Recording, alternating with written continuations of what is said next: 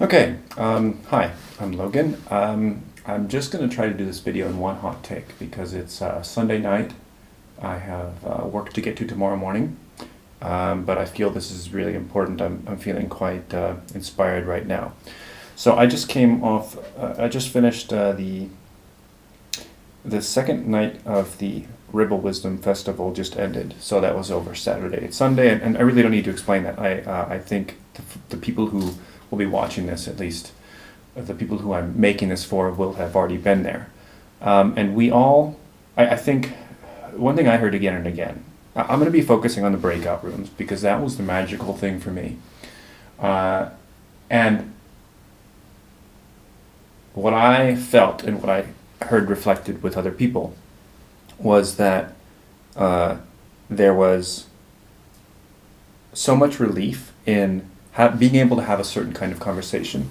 I've been following Rebel Wisdom for a long time and seeing some of the conversations they put on, especially when it's not necessarily in an interview format with the Rebel Wisdom staff, let's say, like David interviewing someone, but rather there's 2 or 3 different speakers talking, or even better, there are these videos. If you haven't seen them, I really recommend them between, let's see here, Jordan Hall, John Vervaeke, Chris, I don't know his last name, and then Guy Sangstock. The conversations between them regarding dialogos. I see these conversations and I think I wish I could find people to have these kinds of conversations. Not just the topics, not just, it's more than sort of wanting a reading group for the books you've read, It's the actual kind of conversations. And I've watched those videos and I started to model their techniques in my own relationships to great effect. But it's always me taking these techniques, these ideas, these ways of conversing and sharing it with others. And I'll have interested friends who will engage with me in that way. But what happened during the festival, the online festival, it's weird to call it a festival because there was no in-person element. People started using the word summit. In any case, I found myself in these conversations that felt somehow, I'd been longing for these for so long, where you speak, people are deeply listening, and it's more than circling, because circling is great, but what was happening is that we were focused on specific questions. It wasn't just, and I don't mean to trivialize this, but it wasn't just I'm revealing myself and I'm heard, and then I'm listening as others reveal themselves. Of course, that's extremely valuable and rare enough today, but it was even more than that, because it wasn't simply I'm revealing myself and now you reveal yourself. It was actually here's what I'm noticing about what's happening around us, not just internally, but here's what I'm noticing about X, where X is maybe coronavirus stuff, or maybe it's the prompt that they gave us before we went into the breakout rooms, or the conversation itself, and then the next person would speak, and it wouldn't, and then we would be sharing a truth and generating a truth, and again, this gets back to the dialogos thing. I can't get enough of that concept, and of course, Vervaeke had a talk on dialogos during this event. As the event went on, I felt like every one of these breakout sessions, I mean, it's always a mixed bag, but every one of them ended way too soon. It's like we were rushing. Typically you had about 3 minutes to say what you wanted to say, simply just due to logistics. Most of these groups had about 4 or 5 people in it, and there were 20 minutes, I think, at most. So you really had to rush through, and then if you were lucky, you had a bit of time at the end where people could sort of respond to what people had said. And I felt like I have this image of you go around everyone, and then you start to dig down a little bit if you have that extra time, and then it ends. And then that timer comes up and it says you have a minute left, and it's like 59, 58 seconds left. And then you have to rush through your goodbyes, and people are like, oh, let me share that link. Can I get your email? And it's so quick.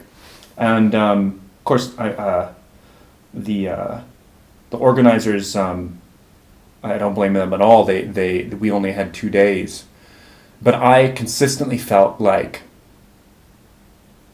almost like I was a school child, and that was recess, and then recess ended too soon, and then I went back to school. Now, fortunately, this is a school where the subjects are about things I'm quite interested in and fascinated in, and even privileged and honored to be a part of. And yet I felt the real value wasn't really in the lecturers or lecturing. I don't really mean to cast them into that box too strictly, but for me, I was eagerly awaiting the breakout rooms. In fact, I began to choose, there were multiple tracks, of course. I began to choose my tracks based on which ones are most likely to have the breakout rooms, because that's what I am so hungry for. And it was such a consistent source of value. And I think part of that comes from the fact that this is a self-selected group of people who follow Rebel Wisdom, and I suspect that as I model the types of conversations that I watch, and I think I want to have that, and then I model with my friends, I practice, in the same way other people came with those similar skill sets, and that's what added to the magic. And so I started thinking, how do we continue this? The event will end too soon. The breakout rooms ended too soon, and then the container of the breakout rooms, the event itself, ended too soon. So I guess what I'm doing right now, recording this, is I want to capture I want to do something about this. I want to carry the torch forward, and there's a magic in these breakout rooms.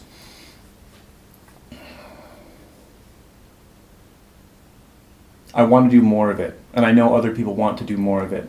And it's not just the breakout rooms. There was the whole experiment during the event of there would be speakers, and then there would be a question prepared or a prompt of some sort, and then we, the audience, so to speak, would be submitting answers and upvoting in this interesting way, and then that would basically almost democratically elect a speaker, and then that speaker among us, the proletariat, so to speak, would be teleported to a stage, the virtual stage, and then suddenly they're up there. And first of all, that's amazing and miraculous, and one of the things that actually maybe wouldn't have even happened in the same way in an in-person festival, which is interesting. But also amazing was that most of the time they would show up, teleported on a stage, and they'd be like, well, here I am. And then they jazz, essentially. They such confidence. I was blown away by that. And I think, again, it comes back to the self-selected nature of people. That's a bit of a tangent. That experiment of having a conversation, pulling wisdom from the crowd, they called it an unpanel, but there is so much richness there. And something that came up in the breakout rooms again and again, especially in the end when they asked what's missing, at least in my breakout group, well, of course, that's all I know, was ideas of how to improve it. People were so hungry for more, and they were they were drawn to how you could iterate this, how you could do it again, and what you could change. And I think there's so much there. I mean, we had 800 people in the event. You break that into groups of 5, and you have these magical conversations. I'm a scientific guy, and I'm saying magical, though, here. And it's like that's a fuel, or that's a fire that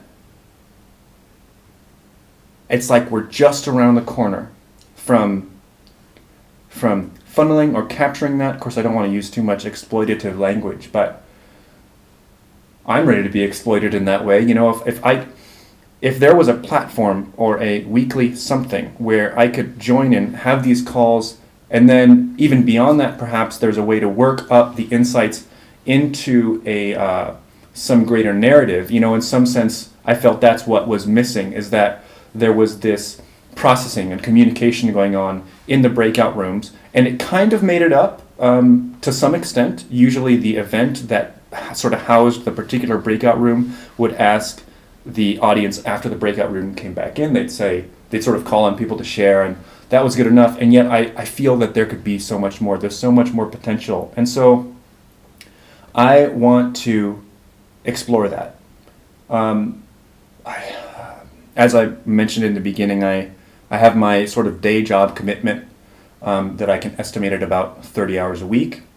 I'm pretty prepared to dedicate myself to organizing some way of moving forward with this. I have some ideas. I don't really want to get into them now, but I think that the breakout rooms, with that being one thing, and then sort of the democratically elected question person up into this central conversation that everyone's watching, those are both part of it's collective intelligence, right? You have a crowd of people, 800 people, and then you have, at the same time, the event we just went through was, however efficient, it took 800 people plus the speakers, and we all went along the same thing, and there were conclusions made. I mean, I'd be hard pressed to write them down, of course, but that was us thinking together, right?